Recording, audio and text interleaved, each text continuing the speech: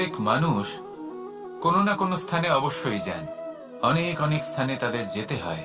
এবার এমন কিছু মানুষ আছেন যারা সেই স্থানে হয়তো কখনোই যাননি। উদাহরণ হিসেবে বলবো, কিছু মানুষ আছেন যারা মন্দিরে যান, চিকিৎসালয়ে যান, কিছু মানুষ কারোর কারোর বিবাহ উৎসবে যান, আবার কিছু মানুষ আছেন যারা নাস্তিক হন এবং কখনোই মন্দিরে যান না।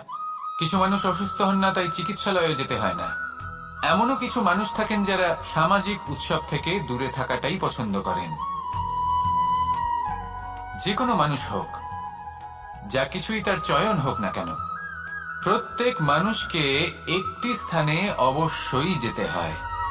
এমন একটি স্থান আছে, সেই স্থানের নাম হলো মৃত্যুদ্বার।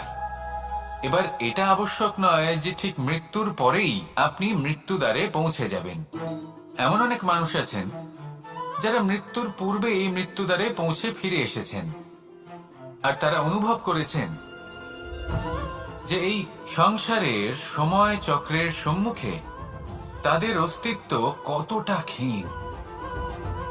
ওনারা এই কথা বুঝে গেছেন। বড় বড় জ্ঞানী মহান ব্যক্তি ছিলেন, তারা এসেছেন, কর্ম করেছেন এবং শেষে তারাও মৃত্যুদ্বারে প্রবেশ করেছেন। অবশেষে তারাও পঞ্চমহাভূতের সাথে মিলিত হয়েছেন। তাহলে আপনার কিসের এত অহংকার? এই জীবনে কেউ অমর নন। জীবনে কতদিন আমরা বাঁচবো এটাও আমরা জানি না। তাই এই জীবন যাপন করুন।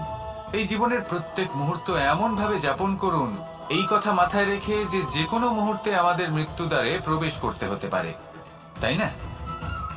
আসুন আর আমার সাথে ভালোবেসে বলুন, রাধা রাধা।